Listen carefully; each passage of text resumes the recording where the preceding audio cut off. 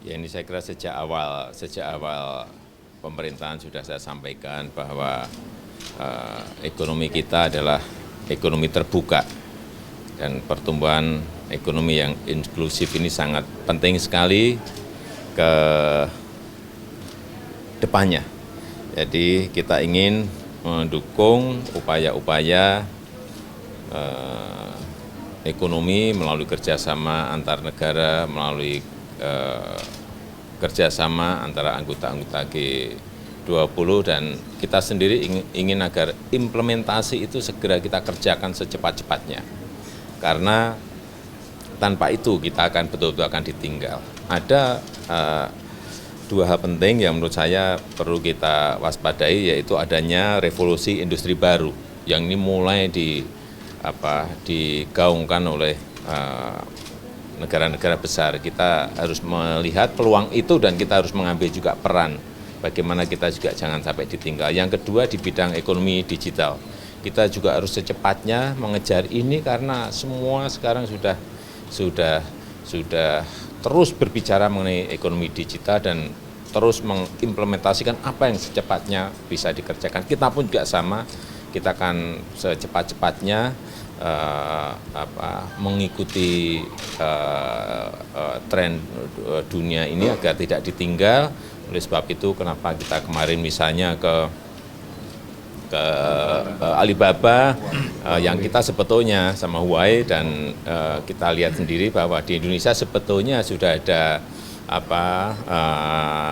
marketplace lokal marketplace Indonesia yang juga ini bisa kita pakai sebagai sebuah fondasi menuju ke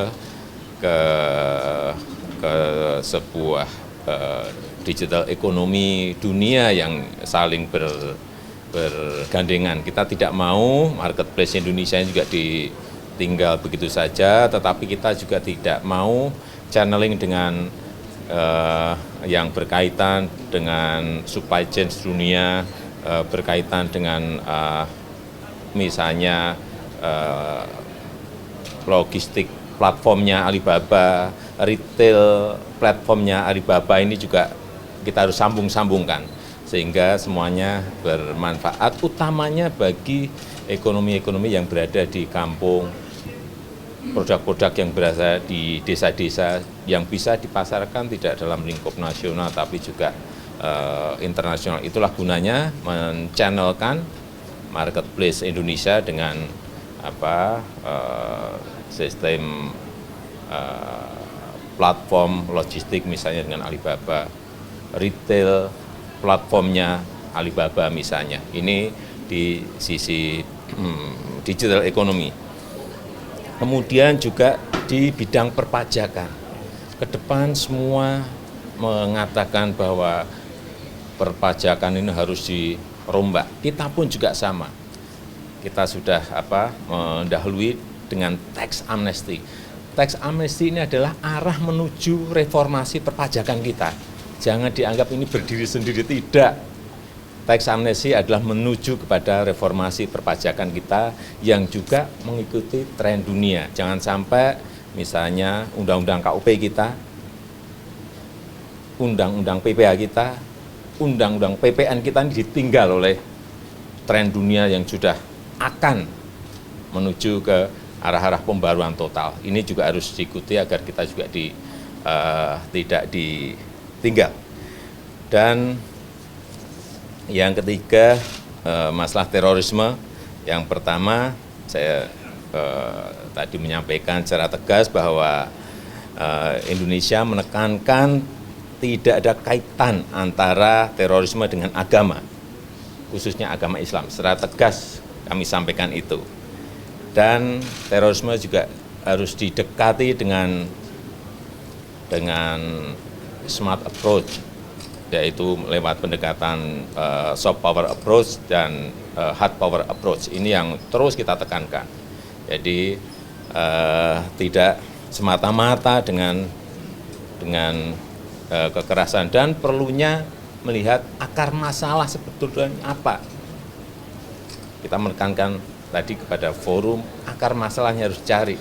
Dari hulu sampai hilirnya harus, dan kita semua harus ngerti. Dan itu menjadi introspeksi bagi anggota G20 yang juga berkaitan dengan ini. Saya kira itu yang tadi saya perlu tekankan, baik nanti sepulangnya akan beberapa hal yang bisa kita implementasikan, dan juga paling tidak arah kita itu harusnya sudah pada arah yang track yang betul. Ya. Satu lagi pemberantasan korupsi. Oh ya, juga hal yang tadi kita tekankan, yang keempat yang berkaitan dengan pemberantasan korupsi. Semua dunia sekarang ini mengarahnya ke sana karena ini adalah menyebabkan di semua titik kawasan di dunia, di negara itu menyebabkan adanya karena korupsi, menyebabkan adanya kemiskinan, adanya keterbelakangan, adanya kebodohan, karena titik ini merupakan sebuah titik krusial yang juga harus diberantas bersama-sama dengan cara tadi, keterbukaan informasi, keterbukaan perpajakan, keterbukaan perbankan. Saya kira ini akan arahnya, tren dunia akan menuju ke sana. Ya, terima kasih.